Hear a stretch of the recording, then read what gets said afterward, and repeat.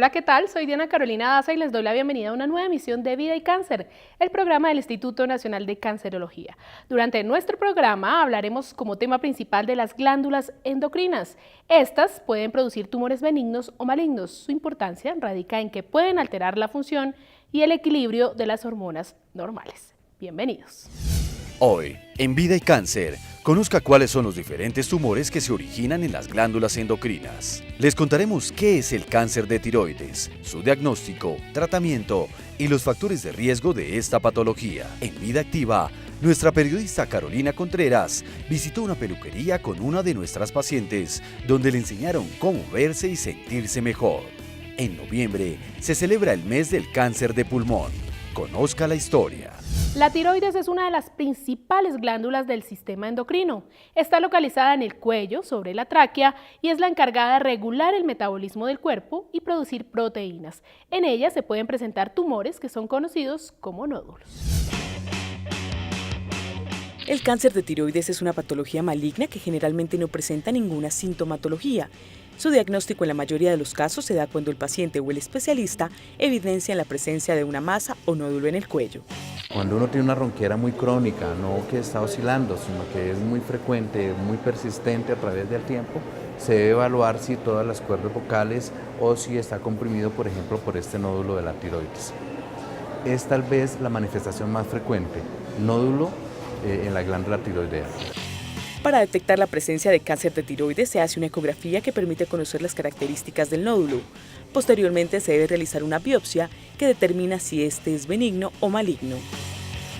Cuando el diagnóstico está claro que es cáncer o cuando su comportamiento en el tiempo no ha sido satisfactorio, es decir, tiende a crecer o a dar algún tipo de sintomatología, o cuando la citología en la patología no ha mostrado claramente que sea benigno, el médico puede tomar la conducta de llevar a operar. Ese es el primer tipo de tratamiento. La cirugía es el primer paso de tratamiento en este procedimiento.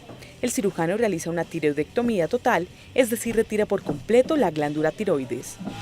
Se hace una cirugía que normalmente se complementa con yodo. En al menos una ocasión, en la gran mayoría de los casos, la sola cirugía bien hecha con una buena terapia con yodo radioactivo adecuadamente administrada debe ser suficiente para que el 85-90% de los casos queden curados completamente. La terapia con yodo radioactivo busca eliminar las células tiroideas que quedan después del procedimiento quirúrgico.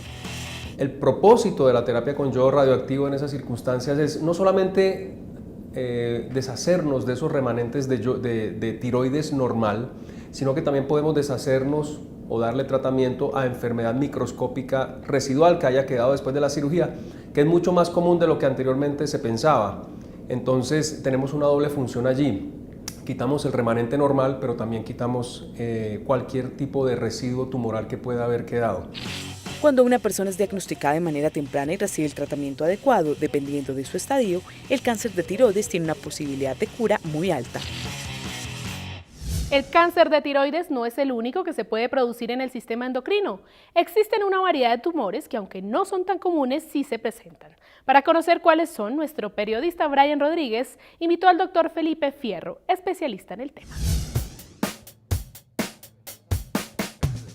Bienvenidos al diálogo. Ya vimos el cáncer de tiroides, que es el cáncer más frecuente del sistema endocrino, pero no es el único. Para eso vamos a hablar del tema y nos acompaña el doctor Felipe Fierro, coordinador del grupo de endocrinología del Instituto de Cancerología. Doctor, bienvenido. Muchas gracias. Empecemos contándole a los televidentes, aparte del cáncer de tiroides, ¿qué otro cáncer del sistema endocrino? Bueno, en teoría puede aparecer un cáncer en cualquier glándula del sistema endocrino y digamos que en orden de frecuencia, por supuesto el más frecuente es el cáncer de tiroides. En segundo lugar, la glándula que más cánceres tiene es el páncreas, pero existen otros cánceres en tercer lugar que no pertenecen propiamente a las glándulas, pero sí son del sistema endocrino, de un sistema que se llama sistema endocrino difuso o neuroendocrino, y pueden afectar cualquier órgano sin que necesariamente sea una glándula. Y después vendrán en frecuencia los cánceres de las glándulas suprarrenales, de la hipófisis, en general. En palabras un poco más textuales para nuestros televidentes, eso de las glándulas suprarrenales que nos acaba de mencionar, ¿Cómo funciona? Bueno, las glándulas suprarrenales son dos glándulas que están encima de los riñones y tienen la función de secretar dos tipos grandes de hormonas, unas que están relacionadas con el mantenimiento del azúcar, de la presión arterial y de los andrógenos, o sea, de la capacidad de producir hormonas masculinas, y la otra parte que se encarga de producir las catecolaminas, que son las, digamos, activantes del sistema nervioso simpático. Esta glándula puede ser afectada por carcinomas del componente adrenocortical, que así se llama. Son cánceres de poca frecuencia, pero de alto riesgo para el paciente. Y el otro tipo de cánceres se llaman feocromocitomas, que la mayoría son tumores buenos, pero existe un pequeño porcentaje, menos del 5%, que pueden ser carcinomas. ¿Y el tratamiento para este tipo de cánceres cuál es? En general, los cánceres de todos los órganos endocrinos, de todas las glándulas endocrinas, se tratan con cirugía, como lo debieron mencionar en la parte correspondiente a tiroides, es el tratamiento pilar y se debe hacer una resección, digamos, con intención curativa. Esto es que generalmente evitamos hacer tratamientos a medias. Cuando se entra con la sospecha de un carcinoma en una glándula endocrina, se trata de sacar toda la glándula junto con algo del tejido que lo rodea para evitar que queden células por allí sueltas que más adelante puedan producir recaídas. ¿Y el tipo de diagnóstico para este tipo de cánceres? En general, los cánceres endocrinos, digamos que diferente de la tiroides, se pueden dividir en dos tipos. La mayoría de ellos se diagnostican por el hallazgo de una masa o de un nódulo, que en estos casos de las glándulas endocrinas suelen ser encontrados en exámenes que se toman por otra indicación. Por ejemplo, a una persona a la que le duele el estómago le hacen una ecografía y le encuentran una masita en la suprarrenal o un tumorcito pequeño en el intestino o en el pulmón. Y un 30% de los tumores en general de las glándulas endocrinas pueden estar relacionados con la presencia de síntomas debidos al exceso de una hormona determinada. Por ejemplo, si produce exceso de cortisol, que es una hormona de la glándula suprarrenal, pues el paciente va a tener los síntomas de su exceso, que pueden ser aumento excesivo y rápido de peso, además desproporcionado, es decir, se adelgazan los brazos mientras que se engorda el abdomen, diabetes, hipertensión, síntomas relacionados con esta producción de esta hormona. O sea, se podría decir, digamos, yo como paciente podría realizarme así como un autoexamen, así como lo doy para mama, yo podría realizarme un autoexamen en cualquier parte, digamos, aquí de mi cuerpo, y cuando noto alguna anomalía, alguna bolita, por llamarlo así, en el cuerpo popular, puedo consultar al médico y podría ser un cáncer relacionado con...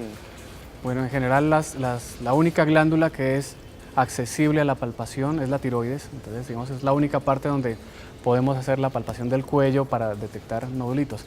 Las otras glándulas están, digamos, por fortuna protegidas por otras estructuras, por fortuna para nosotros, para nuestra supervivencia, pero digamos por desgracia para el diagnóstico. Si las glándulas suprarrenales, por ejemplo, son muy pequeñitas, están en lo que se llama el espacio retroperitoneal, es decir, muy atrás, sería imposible de palparlas.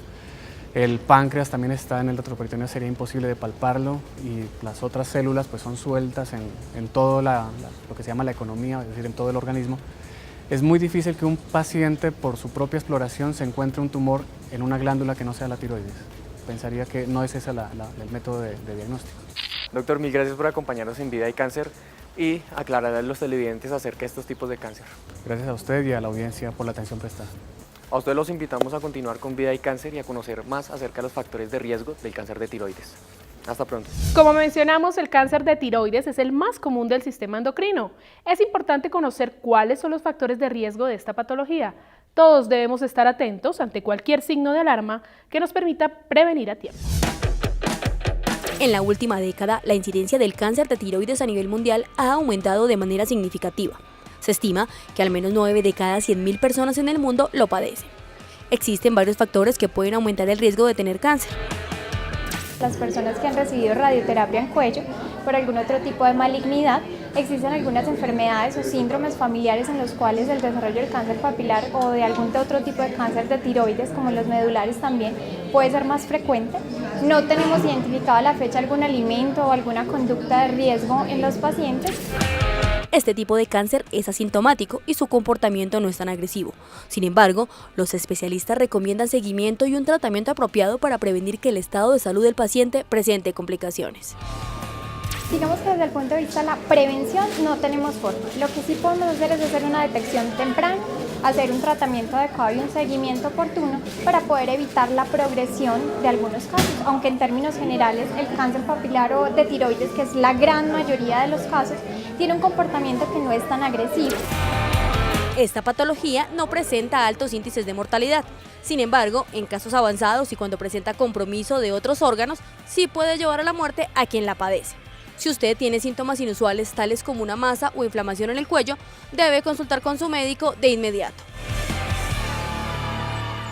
Si usted necesita comunicarse con el Instituto Nacional de Cancerología, hágalo a nuestro PBX 334-1111. Recuerde escuchar nuestro programa radial en RCN Radio Red en los 970M todos los miércoles al mediodía. Es momento de dar paso a unos mensajes institucionales. Ya volvemos.